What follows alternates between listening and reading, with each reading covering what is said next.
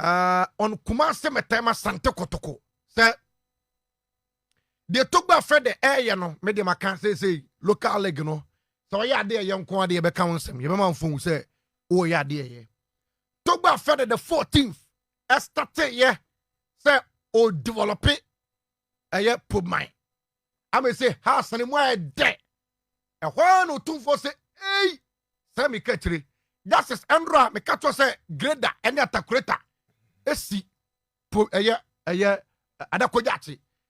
Ano pay the bala 200 trips of Anya. And then I'm not Facebook. Asante Kotoko 2 to 20 abre. On Prima Togbin Kunyano. Over Facebook Nuswa. Anya trips out 200. Is it parking Kotoko Bayano? That is, I know you're training on the Ayunis one. I be an supporters and it. Omo bench no maybe omo tete no dag out one is one omo jihoni nyina or the anyama akumaku 200 trips. That's who the anyane be nyane be level well be the astroturf and na otumfo se tutu opem so on time has nkonja ne da e che ko Facebook ni so a and after say grade akogyi eye Adakojate. Ha, where time and I'm the cast. I can't the annual ban. Can the Oban Obelu Jogo no call. Asante Kotoko so the facilities. Ewa Dakojate. Eba say na 2 teams ni mu ya de. Kotoko nkosre park no ko training. Mekaze Kotoko ne wafa. Ewa match ba. A day before the match, this is Kotoko kope Astroturf. Meboa.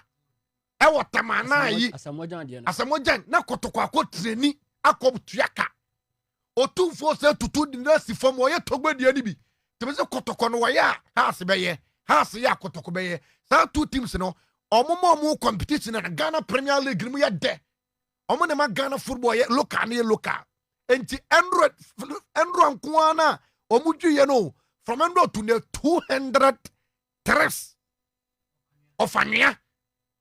And the goo eye Adakojate say mon fa level mon level 10 mu wie na mo start adwuma ne to aso ana ibenye park no e wa Adakojate Kotoko nko training wa bantin biem dem say kan say na me ka to say wo ye Astroturf no 2 Astroturf no o 2 force tutu wo ye 2 e wa Adakojate Philip wo wi a natural one no natural grass wo ye 1 natural ones and the and ultimate shasuye and the funa old bidua ha oya no so 1 na ubeka sata na Kotoko si wo twam yi na na mponsa e wo ni so de unu so o stadium e fa nipa 25,000 okay e wo Adakojate ema even kwa no start for manfo starting your contribution of abu census unim se sika na na mponsa se sika na oje no say papa no wani o say Canada o for Adakojate park no kakra na wonya on say answer down court supporters ni trim bebre but say Canada ho dem say kan say right after Astroturf no koso no 2 how no mo Astroturf no or the same place maybe our Astroturf no and hana we na asasena wodwina ode anwe no guso hana ye 2 Astroturf enye 1 hanon kwana you 2 Astroturf ene beba ho na wa ye natural one e wotiri owie na wo gina so aye sports stadium e wa Adakojate sene ye togbe so ye sports stadium e wo put my sene be ya house enkobo home e wo nkana biem no sa no 2 for so be no e wo baba ya eye Adakojate to ba Facebook no so a e na wo hwe no e said ye Astroturf 2 e na e koso e wo Adakojate owie na or 25,000 seated capacity stadium. Ewo ho sene be ya Kotoko. Ebia the next way we take me 2 years won. Be 1 to 2 years there. Kotoko enkomo bo biem ewo Kumasi baba yara. Kotoko weni antem. O de meka stadium na nga. Meka the next 2 seasons. O the we ya untimbo Lagos so.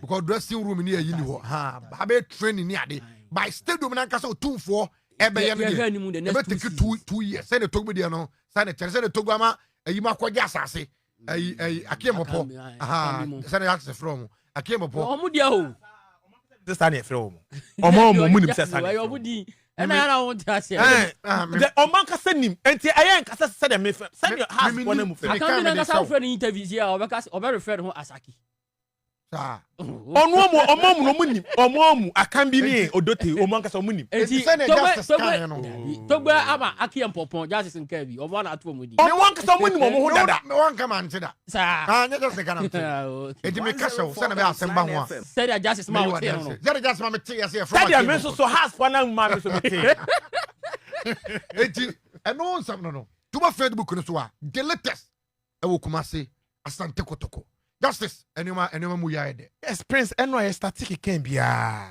eno e static can bia me can say yen football no competition be ma e ma ne yede yen football no competition be ma e ma ne yede wo ye na wo susu sua wo ye na wo susu ye bi it makes things beautiful prince yes e no kure se baba yara sports stadium e wo ho prince e no kure sakra sports stadium e wo ho but prince baby has to folk ni Kotoko every if they have their own stadium ebeya kono ebeya fe 104.9 detective enfam omo obi enkantra mo say Shatawale ebeya concept enti stadium ni enfam no debi if they have their own stadium no kure AC Milan omuni stadium grounds no soon yes land na big we kura am for kura wiwie bi kura ada koja cho yes am for wiwie bi enti no payment de minimum no one for na sisi do mo dan ho no on beto fence wo afa ho nyina enti wo a wo dan be she fence wo num bia no ibebu agu yes na no case na dem a yes on beto fence wo because amount for wuram enti no pay de on be di kan ye no omu wie we na on be fence land ni nyina enti wo de na be wuram no enu anu no omu de ma wa enye ye bio praise me de me say a time came na Asante Kotoko no mo begging for training 104.9 FM na house of folk no mo begging for baby on be training it's long overdue though but empening for say atia ne mu ye prince baby aduru no it's good for Kotoko and house of folk to realize say they need infrastructures we no juma na content tempa o Kotoko dey no baby aduru no prince endo tune ya we yesi we bedu cha mesa ba tana na ma level awi sika ofia akolenzo no pa and no kre sika ofia akolenzo no upon this ka ko kakra bi kra wi bia maybe sika ofio to ke kan ho na nsia ho o tu fa kan ho na nsia ho Kotoko pre-season le no omomo 12 billion for pre-season 12 billion pre-season sika ofia jama akolenzo no pa baby okay it's good thing ye mo mabaso ye nso mu nkran so mo koso nye at age 88 those who money need their but prince still and catchy they can still do this ye mo mabaso ni nso mu nkran so mo koso anye say na clubs na eba no so mo sunsuan bi o mo sunsuan bi mediama attack lead so mo ye o de nyobi na ba mo niska ai obi na ya mo kwa at the end of the day e mo dia oko ash gold those say ash gold they are no more but they have facilities obi na ye ai angry good anya hwe o di agwa team na nkasa de enya Asante Kotoko andimi nyo se betem na zini stadium ai enyina wo ye bi na we stadium enyina no pe na wo hwe ya o mo se city na do we say wa ezota na bu ezota emu asebra okay but if you can claim na me blasters asi team no ye wradia ono anso na agena de ye o dia chess ka fo binim nsa bebre o mo disappoint no the last time we born audio me re hold my era o sin team panifo we nim so ansa anya yie me Kotoko ya na begumanim ase asemo kan ye ni o di ma keke sapon a renowned billionaire amfa akasifo bebrebe me say the current board ya guni because kono ko hwempanyifo eteso akasifo our my successful with their businesses yet ye de Kotoko ma omo amfa to tu fo hedin yewra hedin wasi no enti sempanyifo we num so ansa nye ya kwasi eye ono otufo na mansia na betimi aye na ade so no atu ni boto maye na japa abo na japa de no ho bra eye chen say wodi ma obi na nipa ne beba ba gigin akọ no aye rich 4.9 na FM. Kotoko ni bleedi edi Asante ma yani age se wona japade ba akọ aka aye Asante Kotoko bo boku no ena ye wurage no oye ena ko be post no musia kan because you saw videos na ena ye niji keke because the drumre bi na Kotoko pa cho say amfo mehwe mo ball enye training no oto okay the last time Kotoko ye pre-season na supporters age ho no ma father unkai ba ene ye wurage team no na oben team no otimi ko wa abra kra won kan kire mo say wo ba ho no abesra wo mo mpofiri mu a ene ehemfu bebrebe eni age person ben Kotoko no because of you mahu say o meja pade Okay. kwasi etiene se wo ko de ko jaachi onu amum ko ho ko hihwe ho no mo the last time I be my videos ni pictures a otumfo ko hwe adako jaachi no hu say asase we say da ho no mo enso panyifo we ni nyina ba ye no hwe nko so ha dia eno hu say no enyema betimi atodwa wa ha ena wasase 4.9 FM. it's a beautiful thing. Debi me can see there are only 2 teams in Ghana. Kotoko has to folk. Omo na betimi serve Ghana football. Say ha sorry, na Kotoko sorry. Say ha si muye de, na Kotoko muye da. Why any dreams? Why any betim?